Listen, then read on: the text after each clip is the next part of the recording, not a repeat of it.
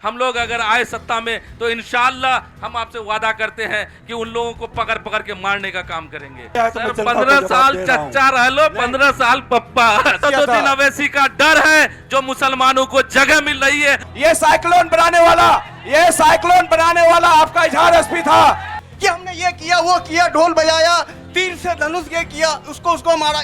तेजस्वी यादव नहीं चाहता है कि कोई अच्छा नेता बिहार में उभरे हमसे। 5 वक्त की नमाज पढ़ते हैं असदुद्दीन साहब, चोरी नहीं करते हैं।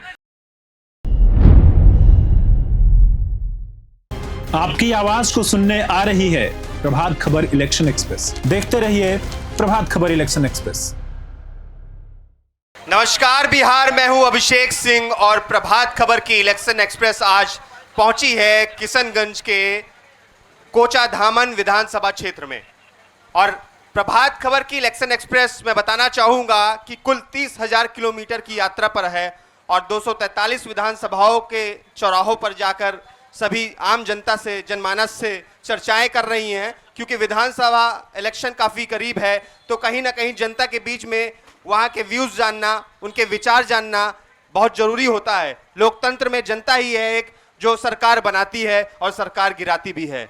तो इसलिए कहीं ना कहीं ये जो पहल है, जनता के बीच उतरकर प्रभात खबर का ये पहल, ये मुहिम आप ही लोगों के लिए रखा गया है। तो इसी क्षण में, इसी कड़ी में मैं सबसे पहले अपने मंच पर बुलाना चाहूँगा राजद विधायक प्रतिनिधि इम्तियाज अस्वी उर्फ गुड्डू जी।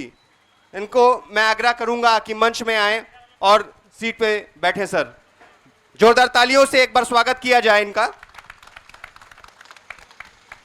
अब एमआईएम के नेता सरवर आलम जी हम लोगों के बीच में हैं, उनसे भी आग्रह करूंगा सर मंच पर आएं और बैठें। जोरदार तालियों से इनका भी स्वागत करें आप लोग। सरवर आलम जी बैठें। पूर्व कांग्रेस जिला अध्यक्ष पिंटू चौधरी जी भी हम लोगों के बीच में हैं, वो भी आए मंच पर बैठें। जोरदार तालियों से स्वागत किया जाए इनका भी। जदयू के प्रखंड अध्यक्ष हैं दानिश इकबाल, ये भी मौजूद है हम लोगों के समक्ष। मैं इनसे भी आग्रह करूंगा सर आए मंच पर बैठें। अब कार्यक्रम का हमारा जो फॉर्मेट है, एक बार मैं ये समझाना चाहूंगा कि हमारे मंच पर यहाँ के प्रतिनिधि बैठे हुए हैं और सबसे पहले मैं इनको 2-2 मिनट दूंगा वक्त। 2-2 मिनट में संक्षिप्त में अपने विचारों को जनता के बीच में, यहाँ मौजूद प्रतिनिधि अपनी बातों को रखेंगे जनता के बीच में। इसके बाद दूसरे पार्ट में हम लोग चलेंगे जनता के बीच में, मतलब कि आप लोगों के बीच में हम आएंगे स्वयं। आप लोग वहीं से बैठ के हाथ उठाएंगे और हम आपका सवाल लेंगे और आपका सवाल जिससे होगा, यहाँ जिस भी प्रतिनिधि से बैठा होगा उसका जवाब यहाँ पे बैठे प्रतिनिधि देंगे। तो ये आज जो मौका है, ये जनता का सीधा संवाद, ये प्रतिनिधियों से सवाल करने का मौका होगा। तो मैं गुजारिश करूंगा कि सभी लोग सवाल अपना जो है तैयार करके रखेंगे। जब मैं आप लोगों के बीच में आऊंगा तो सवाल लूंगा आप लोगों के बीच में। तो सबसे पहले मैं आग्रह करूंगा, राजद विधायक प्रतिनिधि इम्तियाज अस्वी और गुड्डू जी हमारे बीच हैं। सर, 2 मिनट का वक्त होगा आपके पास और 2 मिनट में संक्षिप्त में अपनी बातों को जनता के बीच में रखेंगे। सर, बहुत बहुत शुक्रिया। यहाँ पे बैठे हमारे विधानसभा के जितने भी लोग आए हुए हैं, मैं आप सबों को मुबारकबाद देता हूं, आप सबों का शुक्रिया अदा करता हूं कि आज आप लोगों ने जो इस चुनावी दंगल चौपाल में भाग लिया, इसमें हम आप लोगों से रूबरू होंगे। आपका जो भी सवाल होगा, मैं उम्मीद करता हूं कि आपके जवाब में मैं खड़ा उतरूंगा। रही बात, आज यहाँ पर सारे लोग आए हुए हैं, सारे दल के लोग आए हुए हैं, सब लोग अपनी अपनी बातों को रखेंगे। बातें जिन मुद्दों पे होनी चाहिए, हम लोग कोशिश करेंगे कि उन मुद्दों की बातें पे हम लोग करेंगे। और जो यहाँ पर हमारे जो ये मंच को सजाए हैं, मैं इनको भी मुबारकबाद देता हूँ कि आप जो है इस समय में आकर के यहाँ के लोगों को इस तरह का कार्यक्रम देने का काम करते हैं। इसके लिए मैं आपका बहुत बहुत शुक्रगुजार हूँ। धन्यवाद। चलिए, बहुत बहुत धन्यवाद सर। अब हमारे बीच एमआईएम के नेता सरवर आलम जी हैं, मैं उनसे भी आग्रह करूंगा सर संक्षिप्त में अपनी बातों को जनता के बीच में रखें। सर, बहुत बहुत शुक्रिया। प्रभात खबर द्वारा ये जो चौपाल का आयोजन किया गया, इस चौपाल में मैं एमआईएम को लीड करूंगा। मैं एमआईएम की तरफ से यहाँ बैठा हुआ हूँ। एमआईएम जो हम सब की पार्टी है और मुझे लगता है कि सीमांचल की और सब किशनगंज की सबसे बड़ी पार्टी है, उसके लिए मैं यहाँ बैठा हुआ हूँ। और इंशाअल्लाह जनता का जो भी सवाल वो जवाब होगा, मैं यहाँ देने के लिए बैठा हुआ हूँ। मैं हर वो सवाल का जवाब देने के लिए बैठा हुआ हूँ जो भी जनता से रिलेटेड होगा। और मैं अपनी पार्टी को आगे बढ़ाने के लिए हमारे जो नेता असदुद्दीन अवैसी साहब और सीमांचल और बिहार के नेता अख्तरुल ईमान साहब, उनकी जो सोच है, उनकी सोच को मैं बताने का काम करूंगा। आज आप देख लीजिए, चाहे वो ओबीसी हो या फिर माइनॉरिटी हो या पिछड़ी जाति के लोग हो, अगर सबकी आवाज़ बन के, हिंदुस्तान की आवाज़ बन के अगर कोई उठा रहा है तो असदुद्दीन अवैसी साहब उठा रहे हैं। और बिहार के पार्लियामेंट में अगर कोई आवाज़ उठा रहा है तो वो अख्तरुल ईमान साहब हैं। मैं उन दोनों की आवाज़ बन करके आपके सामने बैठा हूं। और मैं जनता की, खास करके कोचाधामन विधानसभा क्षेत्र से जो भी यहाँ पे सवाल होगा, मैं सारे जनता के सवाल को लेकर के उठाने का काम करूंगा और इस प्रभात फेरी के माध्यम से पूरे डिस्ट्रिक्ट में बताने का काम करूंगा। बहुत बहुत शुक्रिया। बहुत बहुत धन्यवाद सर। अब हमारे बीच पूर्व कांग्रेस जिला अध्यक्ष भी मौजूद हैं, पिंटू चौधरी जी। तो मैं आग्रह करूंगा सर, आप भी संक्षिप्त में अपनी बातों को जनता के बीच में रखें सर। धन्यवाद। प्रभात खबर इलेक्शन एक्सप्रेस में जो आयोजित कन्यावारी की ज़मीन पे जो आप चौपाल का आयोजन किए हैं, मैं प्रभात खबर की पूरी टीम को दिल की बात से मुबारक देता हूं कि लोकतंत्र को मजबूत करने के लिए चुनाव के पहले इस तरह से कार्यक्रम आयोजित करना, ये लोकतंत्र का मजबूती को दर्शाता है। मैं कांग्रेस की ओर से यहाँ मौजूद हूँ, मैं राहुल गांधी जी की ओर से यहाँ मौजूद हूँ। आज आप देख रहे हैं देश की जो स्थिति है, देश की जो हालात है, तानाशाह सरकार के खिलाफ में एकमात्र नेता राहुल गांधी जी सड़कों पे उतरे हैं। राहुल गांधी जी इस तरह से लड़ाई लड़ रहे हैं। बिहार में तेजस्वी जी और राहुल जी की जोड़ी केंद्र की तानाशाह सरकार मोदी जी को हिला के रखे है। और निश्चित रूप से इस देश में एक सुई से लेकर एक हवाई जहाज तक जो बनाने का काम किया है, ये कांग्रेस पार्टी ने किया है। और यहाँ भाजपा की सरकार सिर्फ किया है तो क्या किया है, हिंदू और मुस्लिम को आग लगाने का काम किया है, नफरत फैलाने का काम किया है। मैं राहुल गांधी जी की ओर से, कांग्रेस पार्टी की ओर से यहाँ प्रभात खबर की इस चौपाल में शामिल हूँ। निश्चित जनता का जो भी सवाल होगा, जवाब होगा, मैं जरूर दूंगा। धन्यवाद। बहुत बहुत धन्यवाद। हमारे बीच जदयू के प्रखंड अध्यक्ष दानिश इकबाल जी भी मौजूद हैं। सर, संक्षिप्त में अपनी बातों को जनता के बीच में रखें सर। बहुत बहुत धन्यवाद। आज प्रभात खबर द्वारा आयोजित इस चुनावी चौपाल में सबसे पहले मैं जितने भी प्रभात खबर के हमारे आए हैं साथी, मैं उनका दिल से मुबारकबाद पेश उनको करता हूं, उनका धन्यवाद करता हूं कि आज चुनाव से पूर्व एक चुनावी चौपाल आपने रखकर अपने इलाके के और इस सीमांचल के लोगों के दिल में क्या बस रहा है, किसको क्या मिला और किसको क्या अब तक नहीं मिला है, इसको सामने लाने का काम करने के लिए आपने ये आज चौपाल लगाया है। इसके लिए आपको आभार। मैं बहुत ज़्यादा तो आपको नहीं बताऊं क्योंकि वक्त कम है और आज ये चुनावी चौपाल का आज आगाज़ है। सभी पार्टी के प्रतिनिधि हैं यहाँ और सामने बैठी जो जनता है। मैं आपको एक बात बताना चाह रहा हूँ कि 2005 को जब माननीय नीतीश कुमार जी को गद्दी मिली तो वो फूलों का सेज नहीं बल्कि कांटों का ताज मिला था। उजड़ा हुआ बिहार मिला था। बिहारी कहलाने में लोग शर्म का एहसास करते थे, शर्मिंदगी का एहसास करते थे। और हमारे युवा साथी उस वक्त के जो बाहर रहते थे तो वो अपने परिचय को छिपाया करते थे कि हम बिहारी नहीं बल्कि हम बंगाल से आए हैं। ये हालात थे बिहार के, उजड़ा हुआ बिहार था।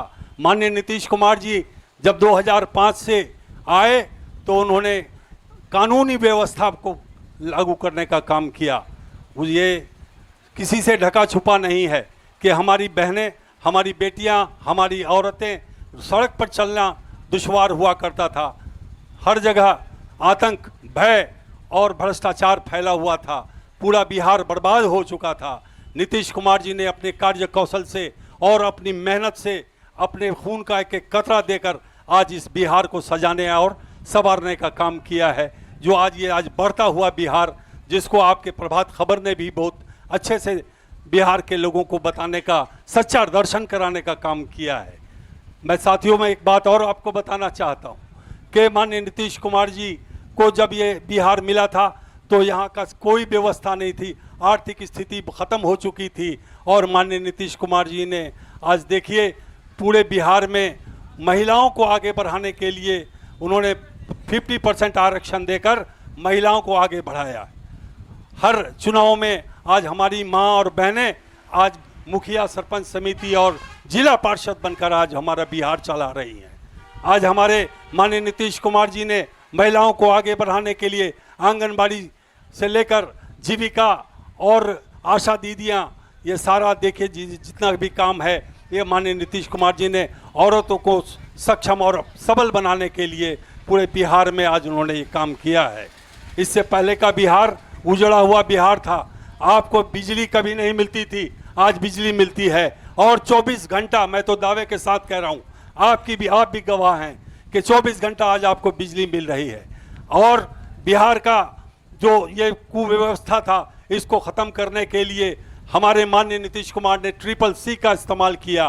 क्रिमिनल, कम्युनलिज्म और करप्शन को ज़ीरो टॉलरेंस में माना गया और माननीय नीतीश कुमार जी ने पूरे बिहार में कानून का व्यवस्था, कानून का राज स्थापित करने का काम किया है। हाँ, कुछ लोगों को हो सकता है तकलीफ हो रही हो, उनको क्यों नहीं होगा, क्योंकि मैं तो एक ही बात कहता हूँ माननीय नीतीश कुमार जी के लिए कि चंद पत्तियां झड़ गई होंगी चमन के सींचने में, यही इल्ज़ाम है मुझ पर चमन से बेवफाई का। मैं क्योंकि आज जनता दल यूनाइटेड की तरफ से माननीय नीतीश कुमार जी का के एक सिपाही की तरह यहाँ बैठा हूँ।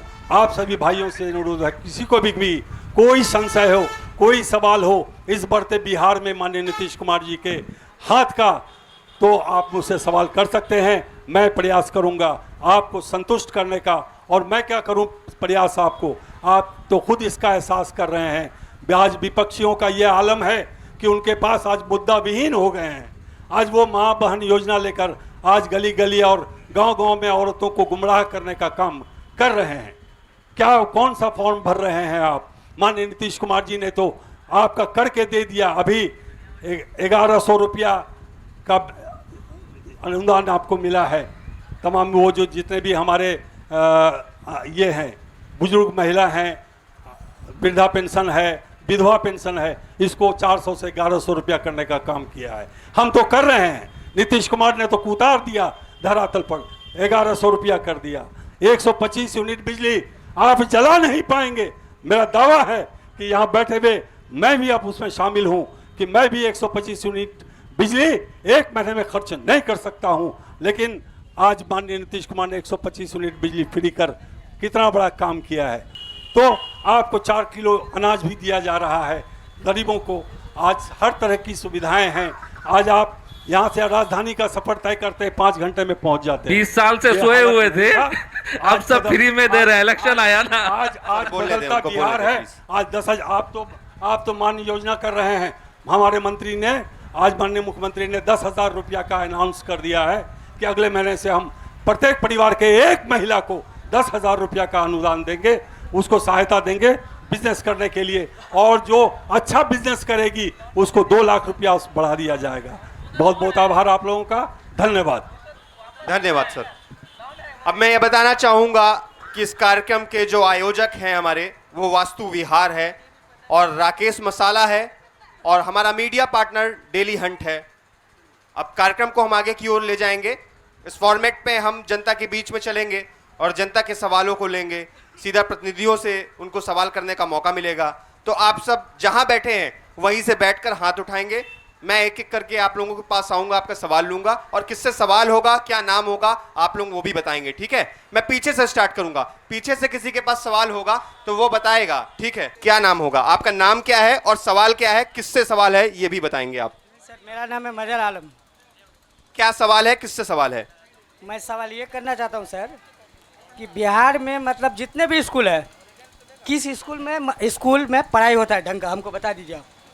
किससे सवाल करना है आपको? सरकार से करना चाहता हूं। सत्ता पक्ष से सवाल है। ठीक है, सत्ता पक्ष के लिए सवाल है कि सरकार में बहुत से विद्यालय हैं लेकिन पढ़ाई उस स्तर पर नहीं हो पा रही है। तो हमारे बीच जदयू के प्रखंड अध्यक्ष दानिश इकबाल जी हैं। तो सर आपके लिए यही सवाल है, सत्ता में आप ही हैं, तो इनका जवाब दें सर। बहुत बहुत धन्यवाद। बहुत ही वाजिब सवाल उन्होंने किया है। मैं उनको मुबारकबाद दे रहा हूं कि आप अपने बच्चों के प्रति जितना जागरूक हुए हैं, तो मैं समझता हूं कि आने वाला समय आपके घर में भी एक चिराग ऐसा रोशन होगा जिसे पूरा बिहार देखेगी। रह गया सवाल आपके भाईजान, क्योंकि सवाल आपने किया है कि स्कूल में पढ़ाइयाँ नहीं होती हैं, तो सभी स्कूलों में व्यवस्था है हमारे इसका BSS का कि वहाँ की जो कमेटी होती है, अगर ऐसा किसी स्कूल में नहीं हो रहा है तो आप अपने उस कमेटी को जाकर बोलिए, वो जाकर के वहाँ देखेंगे। वैसे तो अभी तक कोई शिकायतें इस तरह की नहीं आई हैं। इससे पहले बिहार में जो साक्षरता दर था बहुत नीचे था।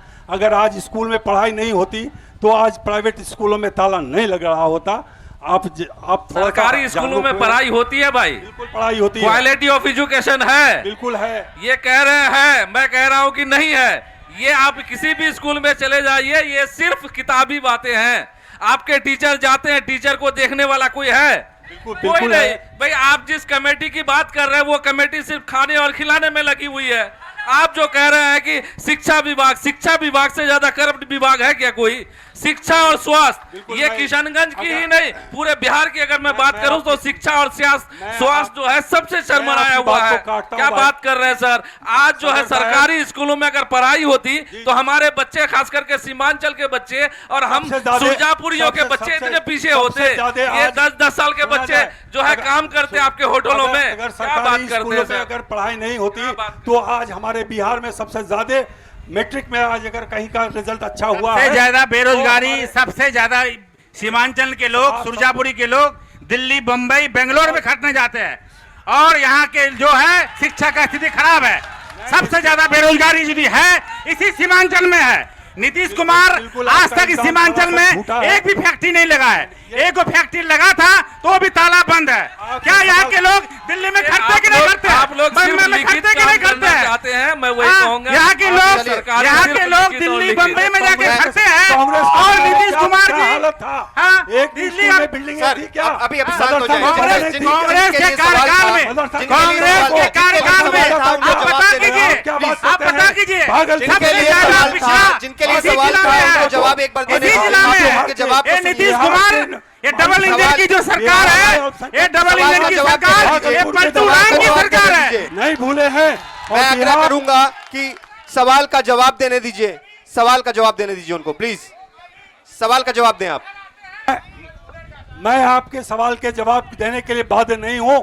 अगर किसी जनता ने सवाल किया है तो मैं जनता को 15 जवाब साल दे रहा हूं। चच्चा रह लो, 15 साल पप्पा, देश का हाल क्या होगा? सवाल का जवाब दे, पहले सवाल सुनिए, उनका जवाब क्या है उनका पहले जवाब सुन लिया जाए। हाँ, जवाब तो मैं दे चुका हूं कि आज अगर अगले सवाल पे आते हैं सर उसी सवाल पे मैं जवाब दे रहा हूं। चलिए, क्योंकि सवाल मैं चाहता हूं, देखिए विपक्ष, सच्चा लोकतंत्र और मजबूत लोकतंत्र के लिए विपक्ष की भूमिका सबसे अहम होती है।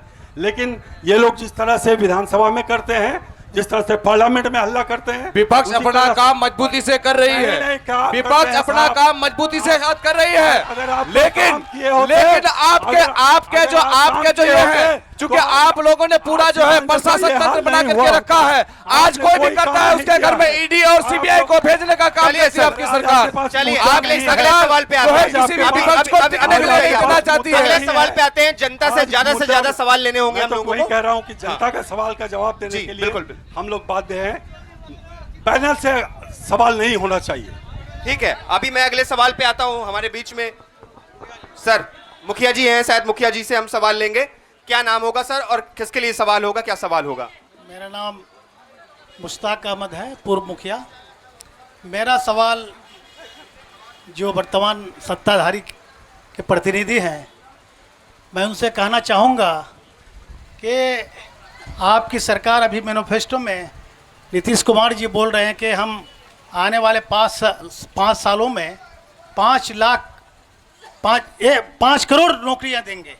लेकिन मैं आपसे सवाल करना चाहूँगा कि 2011 में जो समन्वयक और पर्यटक की बहाली हुई थी हर पंचायत में 2-2, जिसको 2018 में हटा दिया गया, और 2018 से वो लोग आज तक रोड में घूम रहा है, भुखमरी के कगार पर है।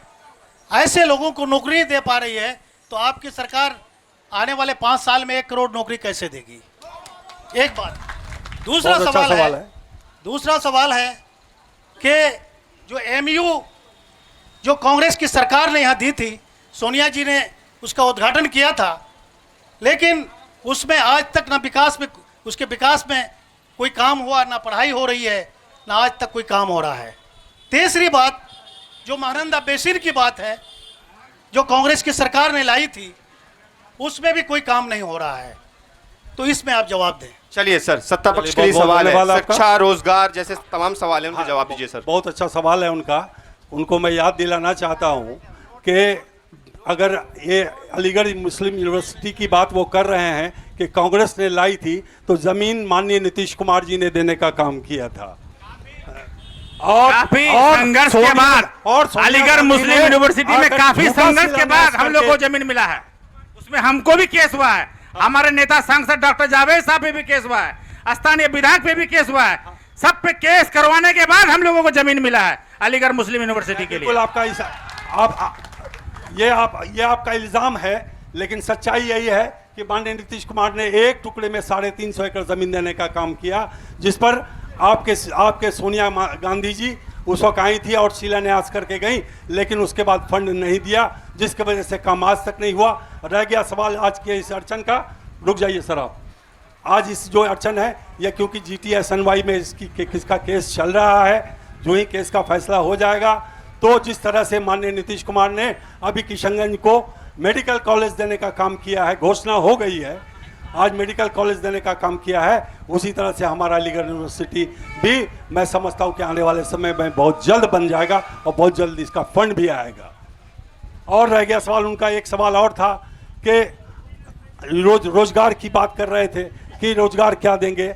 रोजगार अगर आप देखना चाहते हैं तो मैं वो मुखिया जी ने सवाल उठाया, तो आप देख लीजिए कि बिहार में 2005 से पहले कितने शिक्षक थे और आज कितने शिक्षक की बहालियां हुई हैं। आज हमारी कितनी बेटियां पुलिस सेवा में हैं।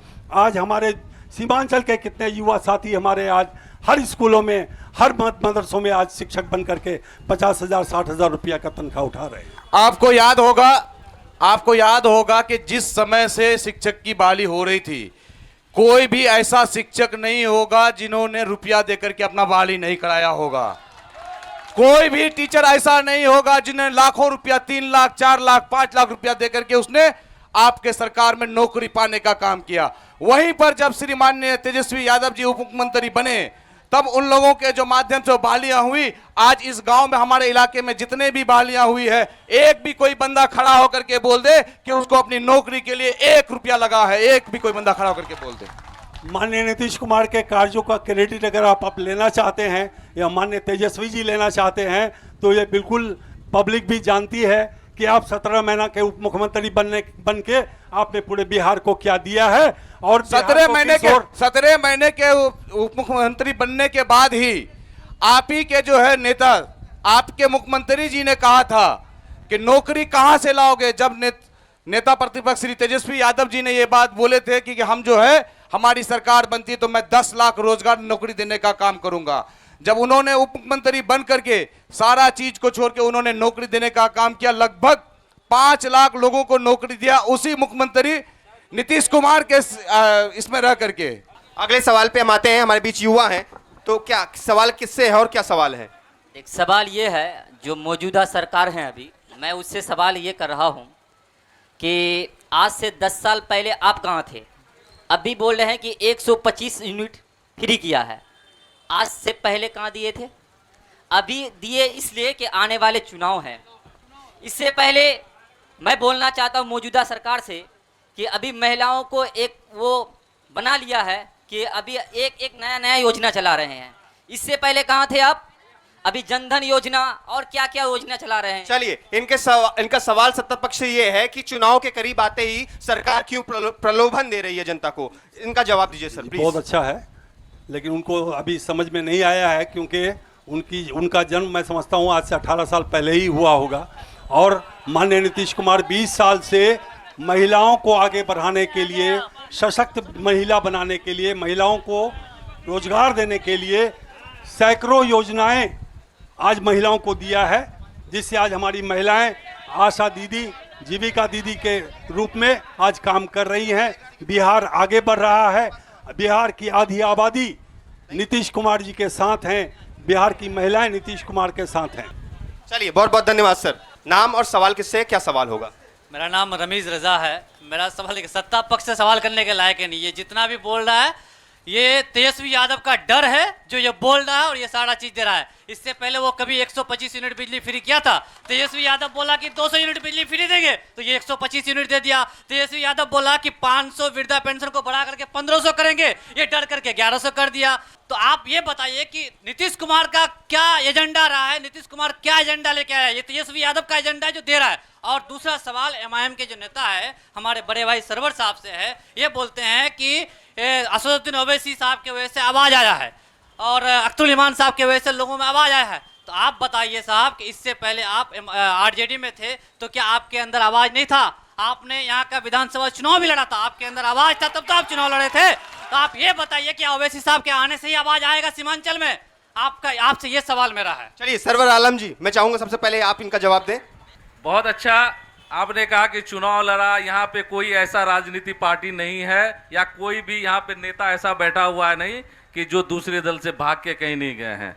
मैं इलेक्शन लड़ा जरूर था, मैं पिछले 22 साल से कांग्रेस में ही हूँ। आप ये बात बोलो, कोई नेता यहाँ पे पिछले 20 वर्ष से फिर मैं कांग्रेस पार्टी नहीं है और 20 साल के इतिहास में मैंने कांग्रेस पार्टी नहीं छोड़ा ना बदला। या अख्तरुल इमान कितना बड़ा फिगर है कि यहाँ के 70% लोगों से आप पूछ लीजिए कि असदुद्दीन ओवैसी से पहले हम लोगों को कौन हमारे हक और हुकूक की बात बताया करते थे? क्या हम लोगों को कुछ पता चलता था? क्या हम लोगों को कुछ पहले पता चलता था? सांसद में और विधानसभा में इतनी बिलें पास हुआ करती थी, क्या किसी ने आज तक आवाज उठाया? अगर मजलूमों की आवाज आज एक नेता अख्तरुल इमान साहब हैं, क्या किसी के बलबूते इस मकाम पे पहुंचे हैं? आज एमआईएम को चाहने वाले आप कहें या ना कहें, मुंह में जवान अगर किसी ने दिया है, आज नेता से आंख मिला करके अगर कोई बात कर रहा है, नौजवान बात कर रहे हैं या कोई दलित का बच्चा बात कर रहा है, ओबीसी वाले बात कर रहे हैं, माइनॉरिटी वाले बात कर रहे हैं, तो सिर्फ और आपको याद होना चाहिए कि जिस समय दलितों पर अत्याचार हो रहा था, जिस समय दलितों को नंगा घुमाया जा रहा था, उस समय जो है लालू प्रसाद यादव जी जो है उन्होंने दलितों को जीतने का काम किया था। दलितों को और असदुद्दीन ओवैसी का डर है जो मुसलमानों को जगह मिल रही है और हर पार्टी जगह दे रहा है। चलिए सर, कटाक्ष नहीं करेंगे, बार-बार मैं इतना ही कहूंगा, अगर डर नहीं है तो ले लीजिए ना, गठबंधन में क्यों नहीं लेते हैं? ले लीजिए गठबंधन में, हम तो जा रहे हैं, आज भी हम गए, लेकिन गठबंधन में क्यों नहीं ले लेते हैं? एक चीज देख लीजिए, लालू तेजस्वी अपने कानों को खोल, लालू तेजस्वी अपने कानों को खोल, तेरे दरवाजे पे बज रहा है ढोल, गठबंधन के लिए अपना दरवाजा खोल वरना खुल जाएगा MY समीकरण का पुल। चलिए, बहुत बहुत धन्यवाद सर। अभी मैं फिर से सवाल लेता हूं, हमारे बीच एक युवा और मौजूद है। क्या सवाल है और किससे सवाल है सर? देखिए, ये सब बात नहीं करना चाहते हैं कि किसको बोलना सिखाया, कौन बोलना जानता है। मेरा सवाल है राजद और कांग्रेस महागठबंधन से 2014 और 2019 में चुनाव मीसा भारती भी लड़ती है और हिना साहेब भी लड़ती है, दोनों हार जाती है और मीसा भारती को राज्यसभा भेजा जाता है और हिना साहेब का क्यों नहीं? 18% की बात किया जाए, 18% में एक भी ये राज्यसभा क्यों नहीं भेजा जाता है? और महागठबंधन में लेने के लिए अख्तर साहब, आपको जानकारी की कमी है। 18% में से आप याद कीजिए कि फैयाज अहमद साहब को जो उनको जो है राज्यसभा भेजने का काम यही राजद पार्टी करती है। आपको जानकारी की कमी है। सबसे पहले आप जानकारी को लीजिए। आप याद कीजिए, हिस्सेदारी की जहां आप बात करते हैं, हिस्सेदारी की बात करते हैं, इसी सीमांचल के क्षेत्र से यहाँ पे आपको मंत्री दिया जाता है। ओसामा साहब खुद राजद को समर्थन दे चुके हैं, संजय यादव खुद राजद को समर्थन दे चुके हैं और राजद के समर्थन में तेजस्वी जी के समर्थन में, राहुल जी के समर्थन में ओसामा साहब खुद अपना समर्थन दे चुके हैं।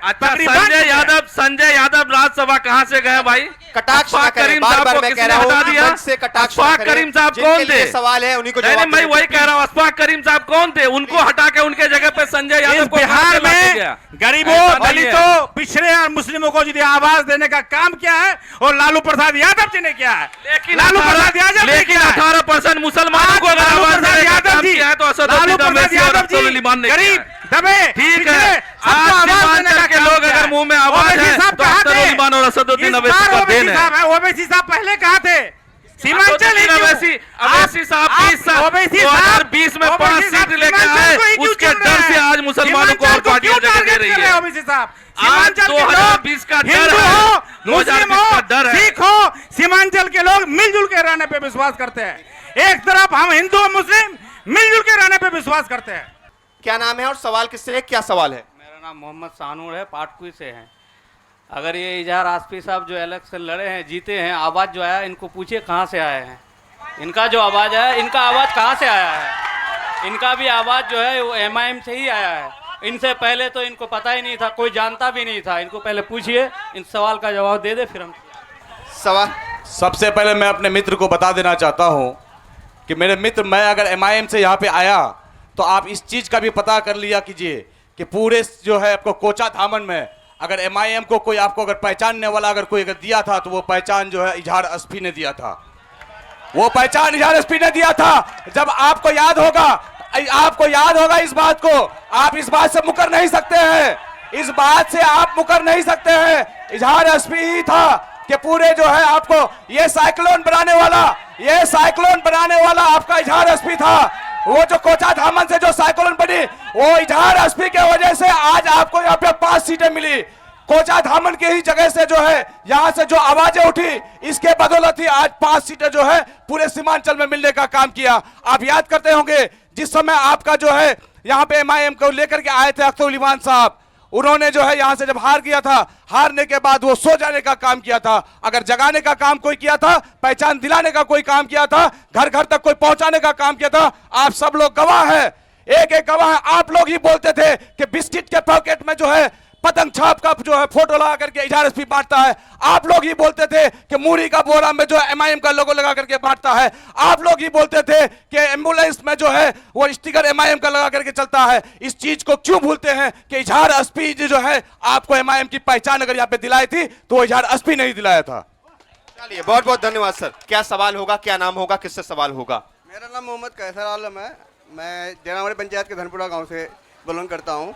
मेरा सवाल मौजूदा सरकार से है कि यहाँ पे हम लोग ज़्यादातर किसान से बिलोंग करते हैं, खेतीबाड़ी करते हैं, तो क्या ये अभी जो मतलब फसलों होता है तो वो हम लोग मनमानी रेट से औने पौने दाम में बेचते हैं। तो ये मौजूदा सरकार से ये मेरा रिक्वेस्ट है कि आप थोड़ा देखिए कि हम जैसे किसान औने पौने दाम में बीज खरीदते हैं। अभी जो मक्की का सीजन आएगा तो जिसमें 2300-2400 रुपये का मक्की का बीज, हाँ, डीलर हम लोगों से 3000, 4000, 5000 रुपये वसूलते हैं। फिर उसका जब हम इतने कड़ी मेहनत से जब उसको उपजाते हैं तो वो औने पौने दाम में बेचते हैं। तो क्या आप लोग अंधे हैं ना? क्या आप लोगों को जो हम लोग जिता के भेजते हैं बस यही सब राजनीति करने के लिए कि हमने ये किया, वो किया, ढोल बजाया, तीर से धनुष ये किया, उसको मारा?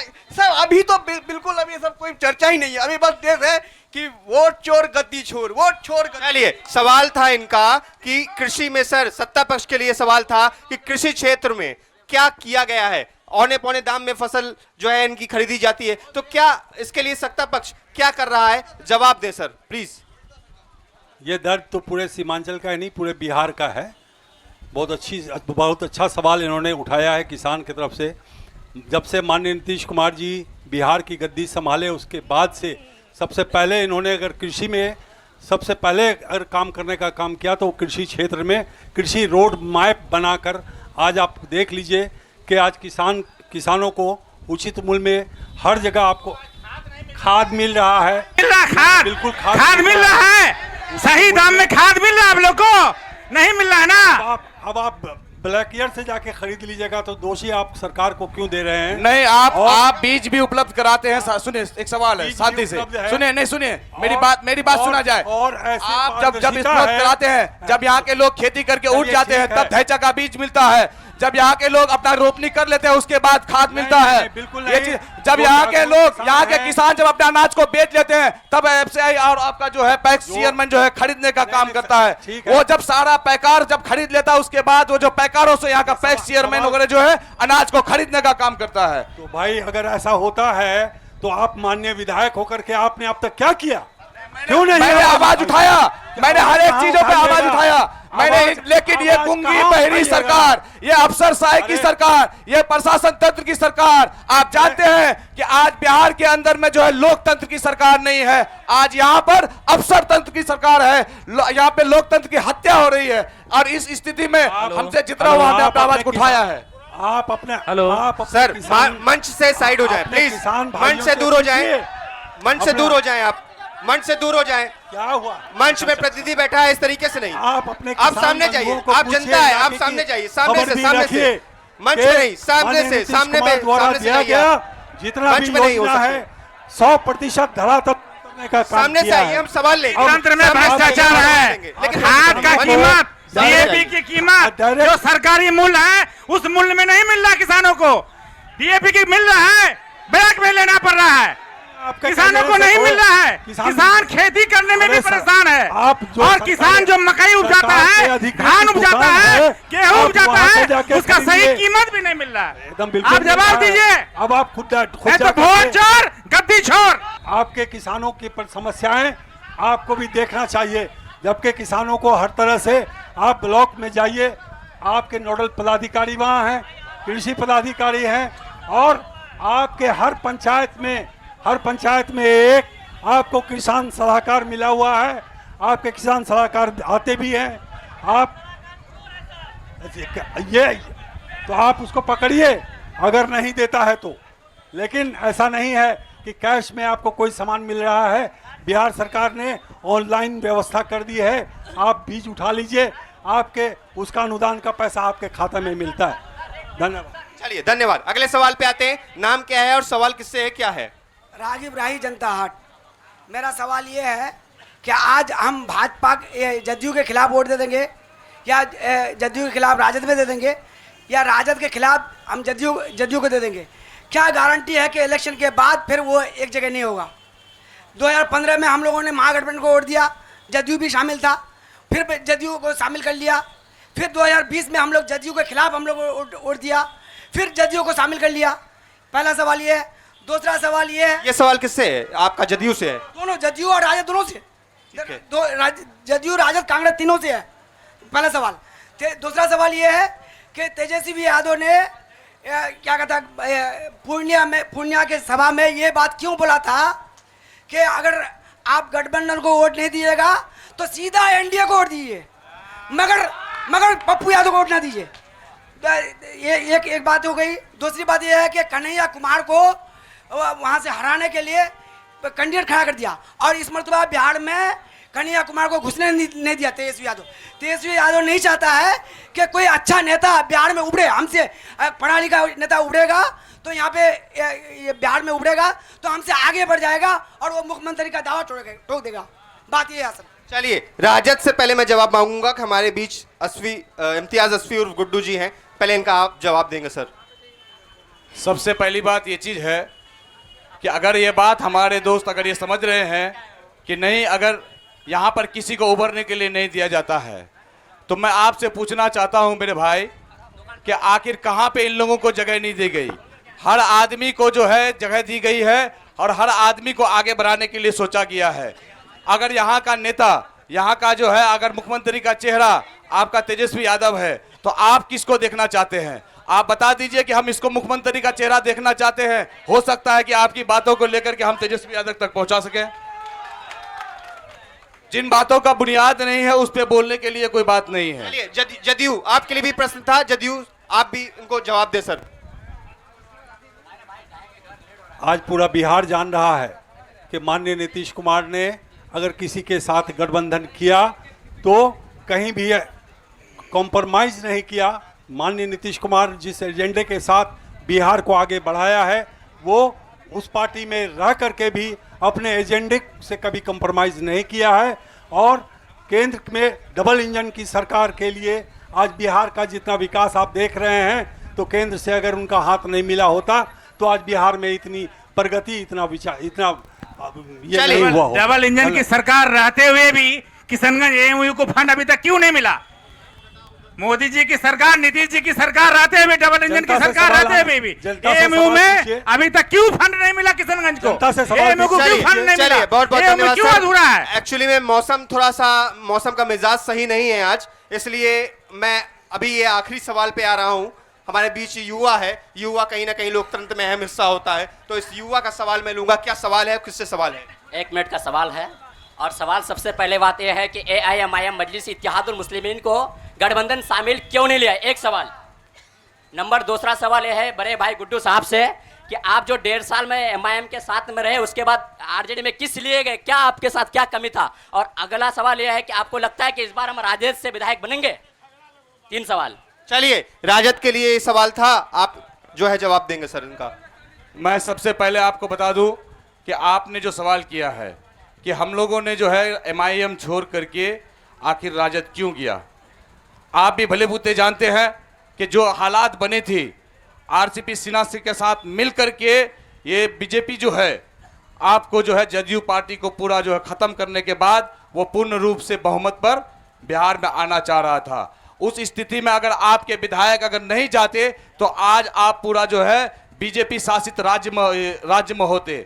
अगर इस काम को आज किसकी सरकार है? आज नहीं, आज किसकी सरकार नहीं है। आप लोग पहले सुन आज लीजिए। जो है पहले आप लोग आज सुन लीजिए, गठबंधन उसका सुन जो है लीजिए इसके एनडीए बाद। की गठबंधन की सरकार है, उस समय पूर्ण रूप से बीजेपी की सरकार बनती और इसको जो है बड़ी पार्टी बनाने के लिए आपका इजहार एसपी ने क्या करते किया था? गठबंधन में लेकर कैसे होता? कैसे गठबंधन में लेकर के कैसे होता? नहीं होता, नहीं गठबंधन में लेकर के नहीं होता। बड़ी पार्टी उस समय जो है बीजेपी, उस समय जो है बीजेपी ये करता, उस समय बीजेपी अपना जो है दावा पेश करता। बड़ी पार्टी पूरे बिहार में बीजेपी बड़ी पार्टी थी। चलिए, बहुत बहुत धन्यवाद सर। अब हमारे बीच में चारों प्रतिनिधि यहाँ बैठे हैं, तो मैं उनसे आग्रह करूंगा कि सबसे पहले मैं, हाँ, MIM के नेता सरवर आलम जी हैं, तो सरवर आलम जी ये बताइए कि अगर आपके विधानसभा क्षेत्र की जनता आपको पसंद करती है और आपको मौका मिलता है प्रतिनिधित्व करने का, तो आप अपने विधानसभा क्षेत्र के लिए कौन से ऐसे 5 कार्य होंगे जो प्रमुखता के साथ करना चाहेंगे अपने जनता के लिए, ये बता दीजिए आप। देखिए, अगर यहाँ की जनता MIM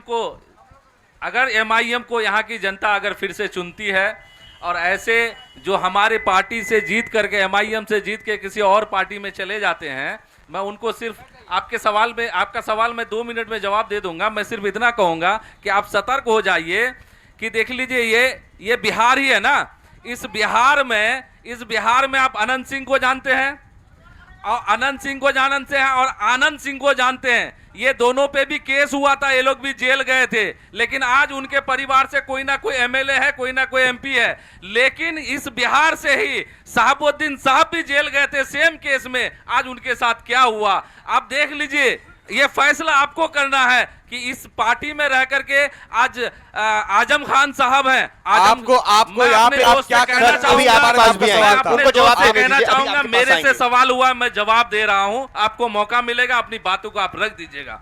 आजम खान साहब का आज क्या हश्र हो रहा है कि कौन है जो आवाज उठा रहा है? आज सेम केस में शर्जिल इमाम कहाँ है और उनके साथ जो साथी गए थे वो कहाँ है? वही कन्हैया कुमार की बात अभी चल रही थी। मौसम बिगड़ रहा है, इसलिए 5 मुद्दे बताइए। 1 मिनट, मौसम बिगड़ रहा है, सभी को समय देना है। मैं कहना चाहता हूं कि शर्जिल इमाम क्यों आज जेल में है और वही कन्हैया कुमार आज क्यों गलियों में घूम रहा है? इंसाफ की बात अगर आप करते हैं तो पूछ लीजिए। मैं इसलिए कह रहा हूं कि हमारे यहाँ, मैं उसी पे आ रहा था, हमारे यहाँ एजुकेशन की बहुत कमी है सर। हमारे यहाँ एजुकेशन की कमी के वजह से हम लोगों को जानकारी नहीं हो पाती है। इसीलिए हम लोग चाहते हैं कि यहाँ पे एजुकेशन सिस्टम ठीक हो। अगर यहाँ की जनता चुनती है तो सबसे पहले एजुकेशन पे काम होगा। और यहाँ स्वास्थ्य जो है इतना लचर है कि यहाँ के लोग दलालों के चक्कर में आकर के न जाने हर महीने और हर दिन कितनी माओं की यहाँ पे बलि चढ़ जाती है ये दलालों के चक्कर में, और कितने जो है माँ क्या कहते हैं बच्चे माँ के बिना रोने लगती है। इन पे काम, स्वास्थ्य पे काम होना चाहिए, शिक्षा पे काम होना चाहिए। आज आप देख लीजिएगा जगह जगह हमारे किसान भाई हैं, मैं इनको कहना चाहता हूं कि अब मक्का का सीजन आ रहा है, मक्का के सीजन में यहाँ पे खाद अवेलेबल नहीं है, यहाँ पे एफसीआई जो है वो यहाँ पे चोरी और दलाली का काम करता है। हम लोग अगर आए सत्ता में तो इंशाअल्लाह हम आपसे वादा करते हैं कि उन लोगों को पकड़ पकड़ के मारने का काम करेंगे। अगर हमारी अगर यहाँ की जनता हमें चुनती है तो मैं यहाँ पे आप बोल रहे हैं ना कि ये 17 महीना सरकार रहा, बोला उन्होंने कि हम जो है सीमांचल आयोग का गठन करेंगे। कहाँ गए? पहले भी आप 2 साल रहे सत्ता में, सीमांचल नहीं दिखा। अब भी आप सत्ता में 17 महीना रहे, सीमांचल आयोग नहीं दिखा। फिर आप घोषणा कर रहे हैं, युवा आयोग का घोषणा कर रहे हैं, लेकिन आप सीमांचल आयोग के बारे में कुछ नहीं बोल रहे हैं। सीमांचल को सबने ठगने का काम किया है। अगर MIM से मौका मिलता है तो सीमांचल को उसका हक दिलाने के लिए इंशाअल्लाह असदुद्दीन अवैसी और अख्तर अली खान के साथ कंधे से कंधा मिला करके हम काम करने का कोशिश करेंगे। चलिए, बहुत बहुत धन्यवाद सर। हम लोग के बीच में अभी पूर्व कांग्रेस जिला अध्यक्ष पिंटू चौधरी जी हैं। सर, मैं आपसे बोलूंगा कि आपके विधानसभा क्षेत्र की जनता अगर आपको प्रतिनिधित्व करने का मौका देती है तो क्या ऐसे 5 काम होंगे जो प्रमुखता के साथ अपने जनता के लिए करेंगे सर आप? निश्चित रूप से हमारे विधानसभा क्षेत्र में यदि महागठबंधन के प्रत्याशी हमारे जीतते हैं, हम लोगों का महागठबंधन की सरकार बनता है, माई बहन मान योजना जो पूरे बिहार में लालू प्रसाद जी के पुत्र तेजस्वी जी और राहुल जी भरपूर मात्रा में कह रहे कि 2500 रुपया प्रत्येक गरीब महिला के खाते में दिया जाएगा, 2500 रुपया। दूसरी बात, किशनगंज एक पिछड़ा जिला है, हमारा मांग है हम लोगों की सरकार बनती है तो केंद्र सरकार से एम्स की एक शाखा छीन के किशनगंज में बनाया जाएगा। तीसरी बात, यदि राहुल जी की सरकार और तेजस्वी जी की सरकार बनता है तो AMU की शाखा में फंड दिया जाएगा और AMU को मुकम्मल बनाया जाएगा। तीन बात ये है, और ये क्षेत्र जो है सबसे गरीब है, पिछड़ा है। यहाँ के लोग दिल्ली, पंजाब, बेंगलोर, मुंबई, विदेश में खटने जाते हैं अपने परिवार और छोटे छोटे बच्चे को छोड़ के। यहाँ पे कल और कारखाने के ढेर सारे स्कोप है, कल कारखाने लगाए जाएंगे। चौथा, मेरा निजी एक चीज लेके हम लड़ाई लड़ रहे हैं। इस किशनगंज जिला में अरबों रुपया सहारा इंडिया का लेके डूबा हुआ है। सहारा इंडिया का एक ऐसा व्यक्ति है जो 5,000, 50,000, लाखों रुपया सहारा इंडिया परिवार का डूबा हुआ है। हम लोग सहारा इंडिया परिवार के लिए आंदोलन करेंगे। मैं किशनगंज जिला का एकलौता नेता हूं जो किशनगंज जिला के सहारा इंडिया निवेशकों के लिए बात उठाया हूं। कोई ऐसा घर नहीं है, परिवार नहीं है जब 50,000, लाख, 2 लाख रुपया सहारा इंडिया निवेशकों का जमा है, लेकिन अभी तक अमित शाह जी जो वादा किया था नहीं मिला है। ये झूठी सरकार, डबल इंजन की सरकार रहा। मैं एक सिर्फ बात कहना चाहूंगा ओवैसी साहब के बारे में। बेशक बहुत अच्छे बोलते हैं, लेकिन क्या EBI का रेट, CBI का रेट लालू जी पे, मेंबरशिप छीने किसका? राहुल जी का। कभी आपने सोचा ED CBI का रेट ओवैसी साहब पे क्यों नहीं पड़ा? जरूर कुछ ना कुछ दाल में काला है, सोचने की बात है। हम हिंदू मुस्लिम 5 वक्त की नमाज पढ़ते हैं असदुद्दीन अवैसी साहब, चोरी नहीं करते। 5 वक्त की नमाज पढ़ते हैं असदुद्दीन साहब, चोरी नहीं करते हैं। उनके पास, अवैसी साहब के पास काला धन नहीं है, वो किसी का लूट के नहीं बैठे हैं। मुसलमानों की आवाज उठाते हैं, गरीबों का साथ है, OBC उनके साथ है, माइनॉरिटी उनके साथ है। बहुत कटाक्ष नहीं करेंगे सर, समय बहुत कम है। तो अब मैं जानना चाहूंगा, जदयू के प्रखंड अध्यक्ष दानिश इकबाल जी हमारे साथ हैं। सर, आपके पार्टी को जो है यहाँ से प्रतिनिधित्व करने का मौका मिलेगा तो आप अपने जनता के लिए, विधानसभा क्षेत्र के लिए कौन से ऐसे 5 विकास के कार्य होंगे जो आप करना चाहेंगे इस विधानसभा क्षेत्र के लिए? सर बिल्कुल, बहुत बहुत धन्यवाद आपका। जैसा कि आप देख भी रहे हैं और जान भी रहे हैं, क्योंकि अखबार के जहाँ ना पहुँचे रवि वहाँ पहुँचे कभी। आपकी निगाहें तो उन जगह भी पहुँच जाती है जहाँ हम आम आदमी नहीं पहुँच पाते हैं।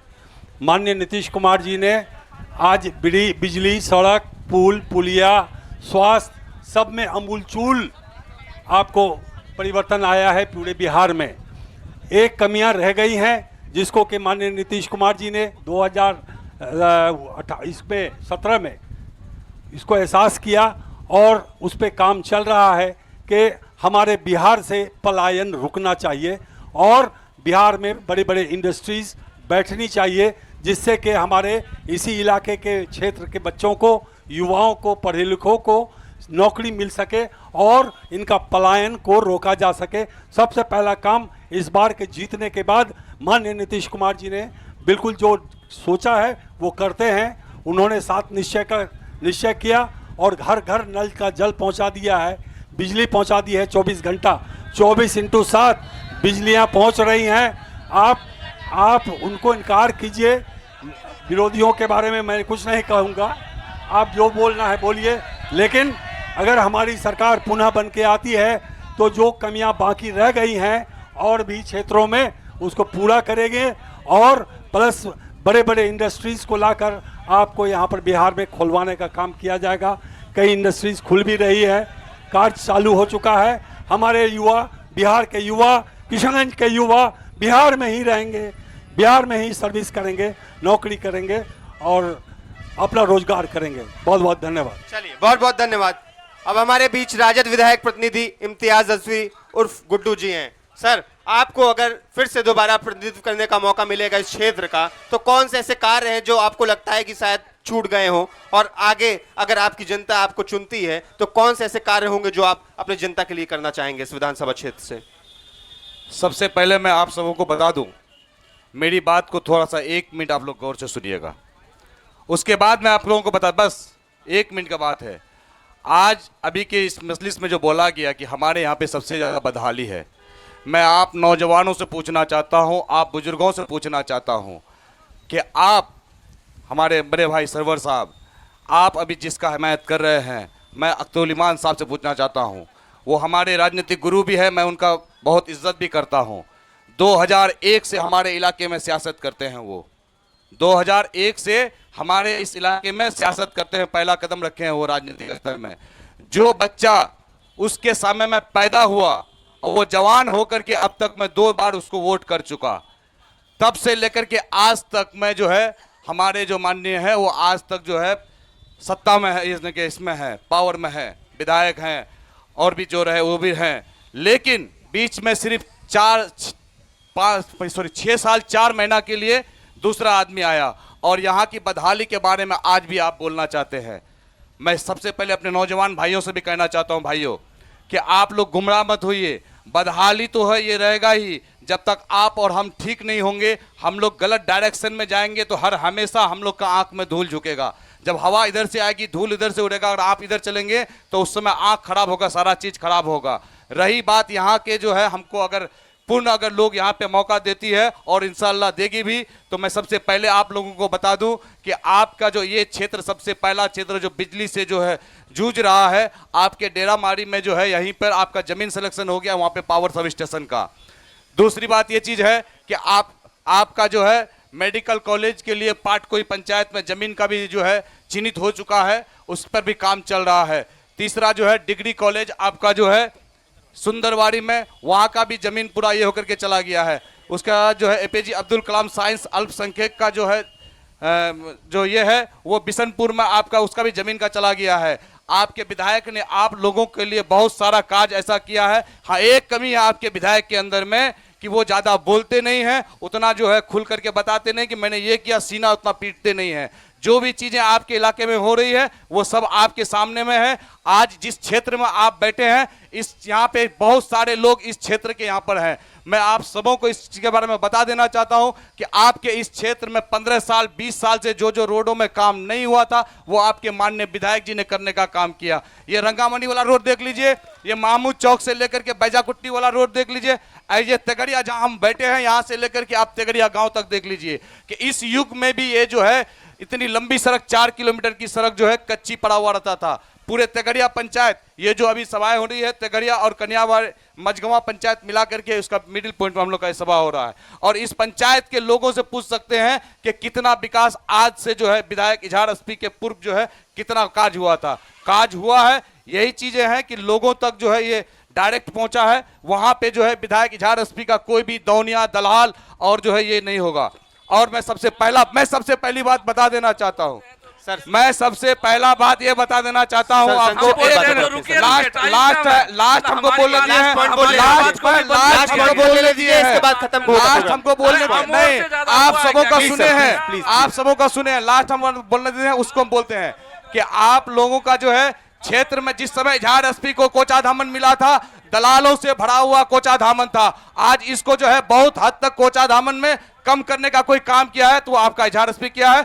बहुत बहुत शुक्रिया, धन्यवाद। बहुत बहुत धन्यवाद। अब मैं जिस कारण से आया था, जनता के पास, जनता के पक्ष को जानने की कोशिश कर रहा था, तो मैं एक चीज बताना चाहूंगा कि जब बिहार में जब चुनाव आता है तो चुनाव के समय में जब चुनाव आयोग तिथि घोषित कर देती है तो कहीं ना कहीं बिहार में मत प्रतिशत काफी कम देखने को मिलता है। तो इससे यह पता चलता है कि बिहार की जनता शायद सजग नहीं रहती है।